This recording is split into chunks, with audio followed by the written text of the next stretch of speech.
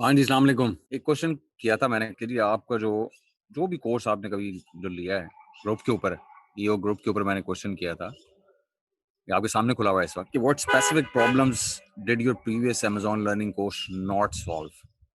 तो आयशा ने कभी कमेंट दिया है कि जी हमें रैंकिंग नहीं सिखाई किसी ने। बहुत सारे इसके अंदर आंसर्स आए हुए हैं, लेकिन ये मेरे लिए इंटरेस्टिंग था, आयशा का जो आंसर था। देखिए, कोई भी कोर्स जो है पहली बात तो ये है, वो ऐसा हो ही नहीं सकता या वो मुकम्मल ही नहीं होता जब तक कि वो रैंकिंग आपको ना सिखाए। क्योंकि अल्टीमेट ऑब्जेक्टिव एक सेलिंग कोर्स का वो होता ही रैंकिंग है। पहले ये समझते हैं रैंकिंग है क्या? रैंकिंग जहाँ भी लफ्ज़ यूज़ होता है अमेज़न के हवाले से, उसका मतलब ये होता है कि अमेज़न के सर्च इंजन रिज़ल्ट पेजेज़ के फर्स्ट पेज के ऊपर टॉप 5 स्लॉट्स के अंदर कहीं लैंड करना या वहाँ अपीयर करना। ये होता है रैंकिंग का मतलब कि अमेज़न एक सर्च इंजन है, एक रिटेल मार्केट प्राइस है, जिसके अंदर एक सर्च इंजन एम्बेडेड है और वो हाई पावर्ड है।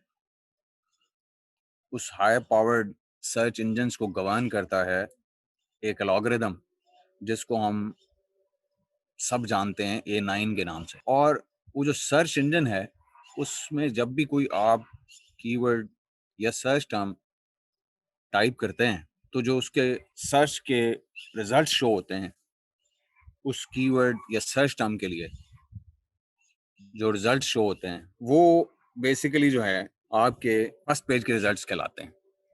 और फर्स्ट पेज की जो टॉप 5 स्लॉट्स हैं, सारी दुनिया कोशिश करती है कि उन्हीं स्लॉट्स में कहीं लैंड कर जाए। क्यों कोशिश करती है? पहला ये क्वेश्चन आपके माइंड में होगा। वो इसलिए कोशिश करती है कि 67% of all purchases on Amazon या क्लिक शेयर कहना चाहिए उसको, 67% of all click share that listings earn is held by first 3 results. पहले 3 रिजल्ट जो होते हैं अमेज़न सर्फ के ऊपर, 67% क्लिक शेयर वो ले जाते हैं फर्स्ट पेज के पहले 3 रिजल्ट। अमेज़न क्योंकि बहुत ही सोफिस्टिकेटेड और बहुत ही ज़्यादा डाटा ड्रिवन कंपनी है, तो आपने नोट किया होगा कि अमेज़न ने ये रियल एस्टेट यानी कि किसी भी सर्च इंजन रिजल्ट पेज के फर्स्ट पेज के फर्स्ट 3 स्लॉट्स जो हैं, वो उन्होंने अपने लिए रख लिए हैं, स्पॉन्सर्ड प्रोडक्ट्स के लिए। जो लोग सेलिंग करते हैं, उनको पता होता है कि पहले 3 या 4 स्लॉट जो हैं, वो अमेज़न सर्फ के ऊपर स्पॉन्सर्ड प्रोडक्ट्स के होते हैं। इसका मतलब ये है कि ये प्राइम रियल एस्टेट जो कि अमेज़न को पता था, उसने लर्निंग की डाटा पॉइंट से, बिलियंस ऑफ डाटा पॉइंट से, कि जी लोग जो है ना पहली 3 या 4 स्पॉट के ऊपर ही क्लिक सबसे ज़्यादा करते हैं। तो उसने क्योंकि वो रेवेन्यू ड्रिवन कंपनी है, सेल्स ड्रिवन कंपनी है, एडवर्टाइजिंग को अपनी पुश कर रही है। तीसरी बड़ी तीसरा बड़ा एडवर्टाइजिंग प्लेटफ़ॉर्म है इस वक़्त Amazon after Google and Facebook, और वो रेवेन्यू शेयर अपना बढ़ा रहा है एडवर्टाइजिंग में। तो उसने कहा कि जी क्योंकि इन 3 स्लॉट्स के ऊपर सबसे ज़्यादा क्लिक शेयर होते हैं, तो ऐसा करते हैं कि हम इन 3 स्लॉट्स को हम अपने एडवर्टाइजिंग स्लॉट्स बना लेते हैं। क्योंकि उन्हें अपने पैसे से गर्ज़ है। वो क्या है, उन्होंने क्या कर दिया, उन्होंने एक जैसे कहना चाहिए कि उन्होंने मुर्गों को लड़ा दिया है। जितने सारे सेलर्स हैं, उन सारों को आपस में बिडिंग पे लगा दिया उन्होंने कि इन 3 स्लॉट्स पे उन्हें पता है कि सबसे ज़्यादा क्लिक शेयर पड़ता है। और क्योंकि एक आम कॉमन बायर जो है, it can not differentiate between the sponsored listings and organic listings. तो उन्होंने कहा कि हम ये अपने लिए स्लॉट रख लेते हैं और यहाँ पे बिडिंग कराते हैं, जो ज़्यादा इसके ऊपर बिड करेगा उसको ये स्लॉट दे देंगे और वो जो क्लिक पड़ेगा उससे हमें अर्निंग होगी। तो उन्होंने ऑर्गेनिक रिजल्ट्स को 4 स्लॉट बैकवर्ड्स पुश कर दिया। पहले 4 स्लॉट दे दिए स्पॉन्सर्ड प्रोडक्ट्स को, जो सबसे बड़ा स्पॉन्सर्ड प्रोडक्ट जो है अमेज़न का सबसे बड़ा एडवर्टाइजिंग एजेंट है, एडवर्टाइजिंग सर्विस है उनकी। जो कि अमेज़न प्लेटफ़ॉर्म पे काम करती है। और इससे क्या हुआ, इससे ये हुआ कि ऑर्गेनिक रैंकिंग जो आप ऑर्गेनिकली करते हैं बगैर एडवर्टाइज किए, जो आप स्लॉट स्टॉप की अपने लिए अर्न करते हैं, उनकी इम्पोर्टेंस कम हो गई। क्यों कम हो गई? Because those organic slots were pushed downwards और असाइड बाय 4 स्लॉट्स। इसका मतलब क्या है, पहले ये समझते हैं। इसका मतलब ये है कि स्पॉन्सर्ड प्रोडक्ट्स या अमेज़न पीपीसी रन ना करना कुफ्र है। ये मैं पहले दिन से कहता आ रहा हूँ, क्योंकि जब आप नहीं करते तो आप उस फर्स्ट 3 या 4 स्लॉट्स की गेम से ही बाहर हो गए। उस गेम से ऑल टुगेदर बाहर हो गए जहां 67% क्लिक शेयर है, जहां कस्टमर लैंड करता है, जहां से क्लिक करता है, उस गेम का 67% चंक आपने एडवर्टाइज ना करके स्पॉन्सर्ड प्रोडक्ट के थ्रू लूज कर दिया। अब आपकी प्रोबेबिलिटी आपकी लिस्टिंग के क्लिक होने की, it falls with in the residual 33%। 67 तो स्पॉन्सर्ड प्रोडक्ट्स लगे। तो अब जो आप पहले नंबर पे भी आते हैं, तो बेसिकली आपके सर्च रिजल्ट्स में आपकी लिस्टिंग की पोजीशन या चौथी होती है अगर 3 स्लॉट्स हों उस कैटेगरी में या उस सब कैटेगरी में, या 5वीं होती है अगर 4 हों स्पॉन्सर्ड प्रोडक्ट्स के वो slots, depending on the category और सब कैटेगरी, और the depending on the people who are bidding for top of search results in your niche. तो इसका मतलब ये है कि अगर आप पीपीसी नहीं चला रहे, जैसे कि लोग आपको पिछले 2 साल से पागल बना रहे थे कि जी पीपीसी जो है वो पता नहीं कौन सा एक थ्योरी आई थी कि जी पीपीसी चलाना तो पता नहीं क्या, चलाना कुफर है वो कहते थे। और मैं पहले दिन से कहता आ रहा हूं कि पीपीसी ना चलाना कुफर है। उसकी वजह यह है, ये कॉमन सेंस की बात है। मैं पहले दिन से जब से आया हूं, मैं लोगों को लर्न कराने की कोशिश कर रहा हूँ या हेल्प कर रहा हूँ लोगों के लर्न कर लें चीज़ों को, वाइट हैट मेथड्स को। मैं पहले दिन से कह रहा हूँ कि पीपीसी ना चलाना कुफर है, क्योंकि उसमें 67% शेयर है, पॉसिबिलिटी है आप उसको अगर विन कर सकें तो, क्लिक को विन करने को। और जब क्लिक विन नहीं होगी तो खरीदने का तो सवाल ही पैदा नहीं होता ना, क्योंकि जब कोई आपकी लिस्टिंग के ऊपर लैंड ही नहीं किया तो वो कन्वर्ट कैसे होगा, वो खरीदेगा कैसे? तो बात हो रही थी रैंकिंग की। अब स्पॉन्सर्ड प्रोडक्ट के हवाले से मैंने आपको एक क्लियर कट वजह बता दी कि स्पॉन्सर्ड प्रोडक्ट्स पहले 3 या 4 स्लॉट्स में आते हैं कि को आप विन कर सकते हैं, भले ही आपकी लिस्टिंग न्यू हो, पुरानी हो, जैसी मर्जी हो, रैंक हुई हुई हो, ना हुई हुई हो।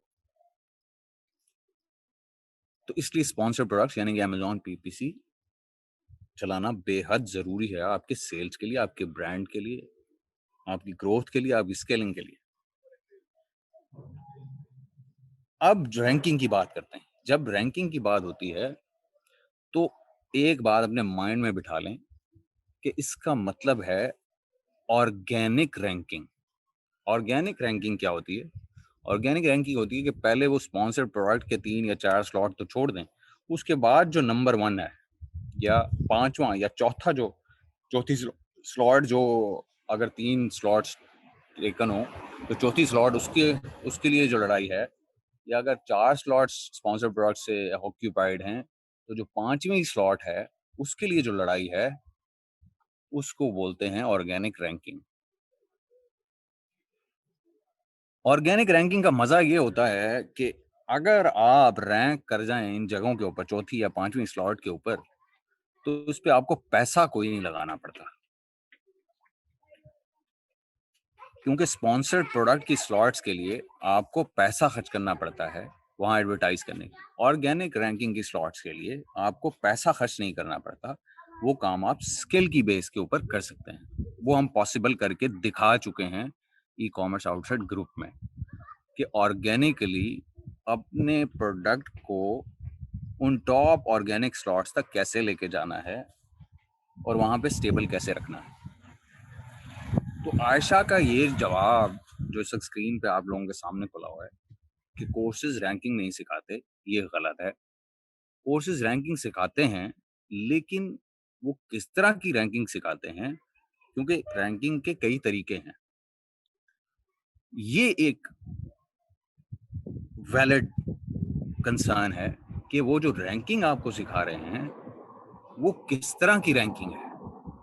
क्या वो कोई शॉर्ट टर्म ब्लास्ट किस्म की रैंकिंग है, जैसे कि कीवर्ड फोकस सेल्स जिन्हें हम गिव अवेज बोलते हैं वो है, या कीवर्ड फोकस सेल्स जो कि वाया इन्फ्लुएंसर मार्केटिंग की जाती हैं वो हैं, या वो कोई long term skill based ranking की टेक्निक्स आपको सिखा रहे हैं, जो कि हो सकता है थोड़ा टाइम ज़्यादा लें, लेकिन जब आप एक बार रैंक कर जाएंगे तो फिर आप वहाँ स्टेबलाइज हो सकेंगे। क्योंकि जो ये short term keyword sales focus blast होते हैं, ये वक्ती तौर पे आपकी सेल्स वेलोसिटी कीवर्ड के ऊपर एक स्पेसिफिक सर्च टर्म के ऊपर बढ़ा देते हैं, और उसकी वजह से आप उस कीवर्ड या सर्च टर्म के ऊपर तेजी से सेल्स वेलोसिटी बढ़ने की वजह से टॉप की तरफ पहुंच जाते हैं।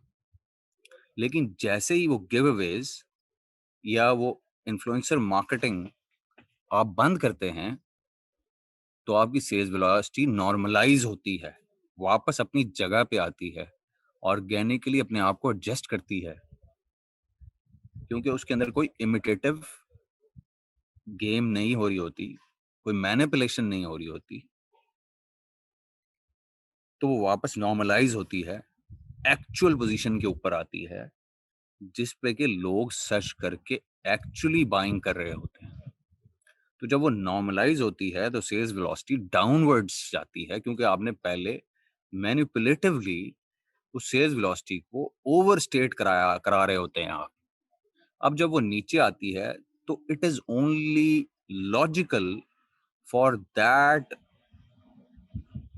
रैंक टू फॉल डाउन, कि वो नीचे आएगा वापस उस कीवर्ड के ऊपर आपकी प्रोडक्ट लिस्टिंग का रैंक, क्योंकि अब वो वाली सेल्स वेलोसिटी नहीं है जो आप इमिटेट कर रहे थे, जो आप मैनिपुलेट करके ऊपर उसको रख रहे थे। अब हमारे लोगों को, क्योंकि हमारी कौम जो है पाकिस्तानी, इसके साथ मसला ये है, ये सारे तत्ते तवे के ऊपर बैठे हुए हैं, उतावले इनको कहते हैं, शॉर्ट साइटेड हैं, रातों रात रिजल्ट्स मांगते हैं। जब कीवर्ड फोकस सेल्स ड्राइव करते हैं आप गिव अवे के थ्रू या इन्फ्लुएंसर मार्केटिंग के थ्रू, तो आपको फौरन रिजल्ट्स नजर आते हैं, और आप टॉप की तरफ क्योंकि स्प्रिंट कर रहे होते हैं, तो आप कहते हैं कि इससे बड़ा गुरु कोई नहीं जो मुझे टॉप पे लेके जा रहा। वाह वाह, दूसरे दिन page one, top one ranking पे मैं पहुंच गया।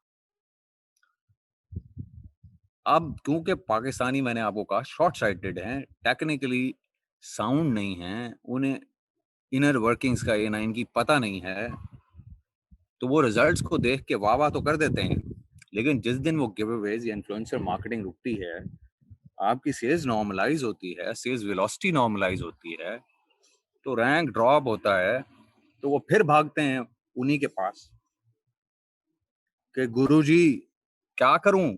गुरुजी कहते हैं और दे दो गिव अवे, और दे दो इन्फ्लुएंसर मार्केटिंग कर दो, फ्री में बांट दो सब कुछ। वो फिर कर लेते हैं,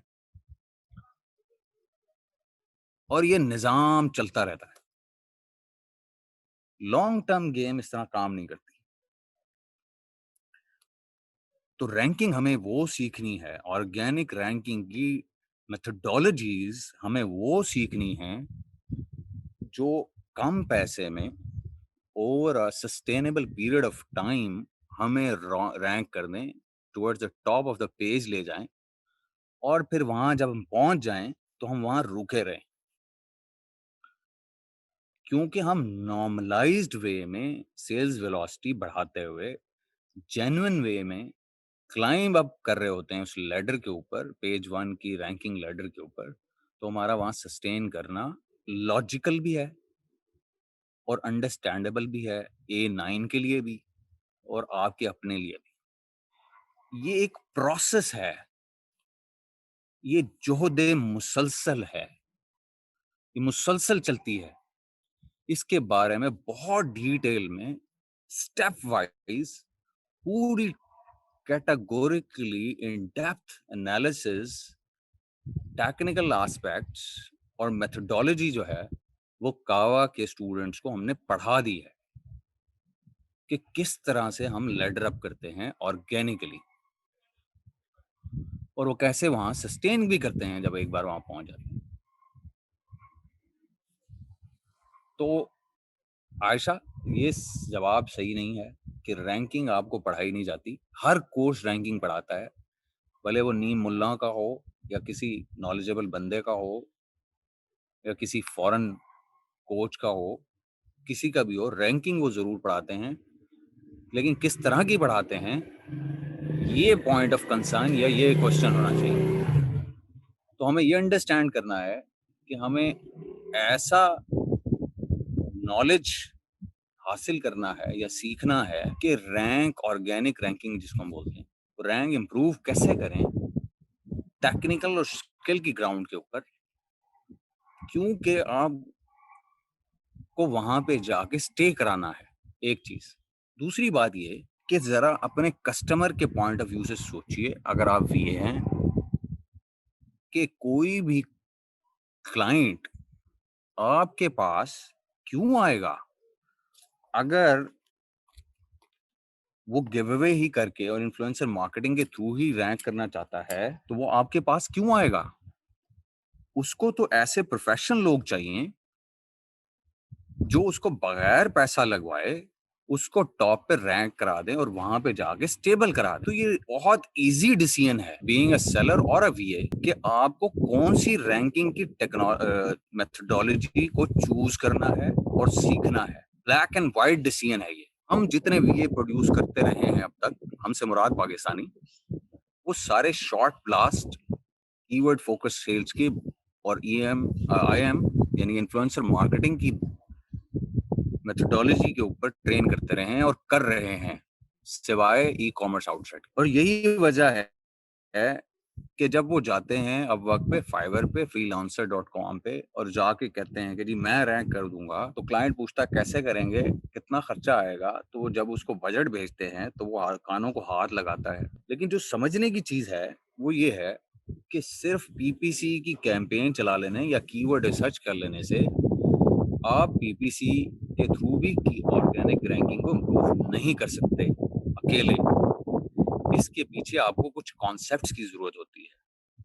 वो कॉन्सेप्ट्स कावा के ऊपर बड़ी डिटेल में डिस्कस हो चुके हैं, वो मटेरियल, कोर्स मटेरियल का हिस्सा है, और वो इसी तरह के लॉजिकल कॉन्सेप्ट्स हैं और प्रूवन कॉन्सेप्ट्स हैं जो कि लोग अप्लाई कर रहे हैं, रिजल्ट्स ले रहे हैं और वहां सस्टेन कर रहे हैं।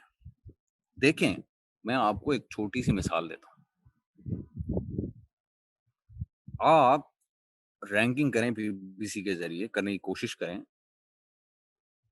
और अगर आपको वो कॉन्सेप्ट्स नहीं पता होंगे, जो अंडरलाइंग कॉन्सेप्ट्स हैं कि पीपीसी के ऊपर रैंक करना का स्टेप वाइज प्रोसेस क्या है, अगर वो आपको नहीं पता होंगे, तो you will have to again spend a lot of money to advertise and win the bids to show up on the top of the search. यानी कि उन 3 टॉप स्लॉट्स के ऊपर जाने के लिए आपको ज्यादा पैसा बिड करना पड़ेगा अगेन, क्योंकि आपको वो अंडरलाइंग कॉन्सेप्ट्स नहीं पता जो पीपीसी को सस्टेनेबल बनाते हैं, जो पीपीसी को प्रॉफिटेबल बनाते हैं, जो पीपीसी के रैंक्स के साथ साथ ऑर्गेनिक रैंक को पुल अप करते हैं। और जब आपको वो नहीं पता होंगे तो बेशक आप ईओ के ग्रुप में लैंड कर जाएं, यहाँ का जो ग्रुप मटेरियल है उसको लर्न कर लें, तो भी वो कॉन्सेप्ट यहाँ पे डिस्कस नहीं हुए, तो अल्टीमेटली क्या होगा, आप जाएंगे, आप अव्वल तो उस लेवल के रिजल्ट हासिल नहीं कर सकेंगे जो एक कावा का स्टूडेंट हासिल कर रहा है, क्योंकि उसके पास वो कॉन्सेप्चुअल लैडर मौजूद है, आपके पास वो नहीं है। तो इसलिए मैंने कहा कि ग्रुप के अंदर 33% नॉलेज है ईओ का, और 66% है कावा में नॉलेज, क्योंकि उसके अंदर कॉन्सेप्ट ज्यादा डिटेल में डिस्कस हुए। और एक बात जो कि बड़ी क्लियरली इसमें सारी डिस्कशन में आपको समझ आनी चाहिए, giveaways was the costliest way. Influencer marketing is the costliest way to rank to the top organically. PPC is cheaper, yes, but not all PPC that you have been learning or you are being taught are cheaper. वो अगर यो group के ही content से भी अगर आप सीख रहे हैं तो that is not the cheapest PPC that you will be running, because there is a cheaper version available in the Kava. So there is going to be another cheapest version above that Kava cheaper version that is going to be a part of EOAST. उसमें कुछ और लैडरिंग concepts हैं। तो rank हर कोई सिखाता है, कैसे करना सिखाता है, ये एक अलग मौजूद। अच्छा, पीपीसी एक और मेथोडोलॉजी थी उसी तरह से रैंक करने की, जैसे कि कीवर्ड फोकस्ड सेल्स यानी कि गिवअवेज हैं या इन्फ्लुएंसर मार्केटिंग है। लेकिन ये 3 हो गई टोटल। इसके अलावा दुनिया में रैंकिंग के कई कॉन्सेप्ट्स हैं कि how to rank to page 1 on Amazon। ये सिर्फ 3 चीजों का मरूने मिन्नत नहीं है। इसके अलावा बहुत सारे फैक्टर्स हैं जिनको आप कंट्रोल कर सकते हैं स्किल के साथ, नॉलेज के साथ। और इसी तरह से और भी मेथोडोलॉजीज हैं जिनका एक्सपोजर हासिल करके आप और चीपली, पीपीसी से भी ज्यादा चीपली रैंक कर सकते हैं पेज 1 पे। वो हम सीख रहे हैं कावा में, सारे के सारे। और ईओएसटी में उनको लगाने का निजाम, जिन्हें सिस्टम्स बोलते हैं, वो डिस्कस होगा। हर एलॉगरिदम के कुछ कोर अलाइनिंग फैक्टर्स होते हैं जिनकी बुनियाद के ऊपर एलॉगरिदम्स काम करते हैं। ईओ कावा और ईओ एएसटी दोनों उन कोर अलाइनिंग फैक्टर्स के ऊपर आपको फोकस कराता है, उसका नॉलेज इम्पार्ट करता है और फिर आपको बताता है कि ये अलाइनिंग फैक्टर्स एक दूसरे के साथ इन कोहेजन काम कैसे करते हैं, जिससे आपको रैंकिंग का बूस्ट मिलता है और वो स्किल की बेस के ऊपर चीपली आप टॉप की तरफ रैंक कर लेते हैं। ये आप ऑर्गेनिक रैंकिंग के हवाले से कावा में और ईओएसटी में सीखते हैं। और जो पीपीसी है वो भी आप कावा और यूएसटी में सीखते हैं, जो चीपेस्ट फॉर्म ऑफ पीपीसी है। तो हमने वो 3 स्लॉट्स भी जो स्पॉन्सर्ड प्रोडक्ट के थ्रू आपको मिलनी है, हमने वो भी नहीं छोड़नी, हमने उसके ऊपर ही फोकस करना है और उसमें सबसे चीपेस्ट वे पॉसिबल जो है उससे कैसे वो जगह विन करनी है, ये हमने सीखना है। और साथ में हमने ऑर्गेनिक रैंकिंग भी सीखनी है। दोनों लाजिमो मलजूम हैं, दोनों एक दूसरे से जुड़े हुए हैं। इन दोनों के बगैर there is no profitable selling on Amazon। ये अपने दिमागों में बिठा लें। इनमें से एक चीज अगर आपको नहीं आती तो आपको या 33% नहीं आता या 67% नहीं आता। यही आपने लर्न करना है, ये आपका लर्निंग ऑब्जेक्टिव होना चाहिए। जब आप रैंकिंग के हवाले से सोचते हैं, उसको सीखने के हवाले से समझते हैं, सोचते हैं, तो आपको रैंकिंग दोनों तरीकों से सीखनी है और चीपेस्ट तरीके से सीखनी है कि वहां तक कैसे पहुंचना है ताकि आप प्रॉफिटेबल सेल्स कर सकें। प्रॉफिटेबल सेल्स होंगी तो you will end up with a lot of money to advertise on more keywords और 67% की अपॉर्चुनिटी पैदा करेंगे। अगर प्रॉफिटेबल नहीं होंगे तो जेबें उलटते रहेंगे, खाली कराते रहेंगे कैश फ्लो डिस्टर्ब रहेगा। तो जब कैश फ्लो खत्म हो जाए बिजनेस का या प्रॉफिटेबिलिटी ना हो तो आखिर वो बिजनेस फोर्थ हो जाया करता है। जब आपके खर्चे आपकी आमदन से ज्यादा हों तो कारोबार बंद हो जाया करते हैं। तो अब अपने माइंड में ये बिठा लीजिए कि रैंकिंग क्या है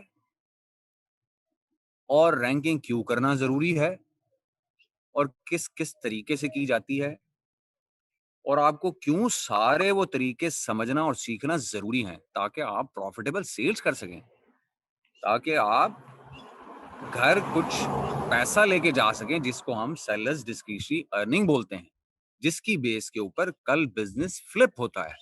अगर आप उसको बेचना चाहें, एग्जिट लेना चाहें, तो मैं ये चाहता था कि जरा मैं रैंकिंग के हवाले से ये डिस्कशन जरा कैरी आउट कर लूं ताकि आपको मामलात की समझ आ जाए।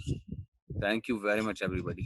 होपफुली अब आपको क्लैरिटी मजीद आ गई होगी रैंकिंग के हवाले से।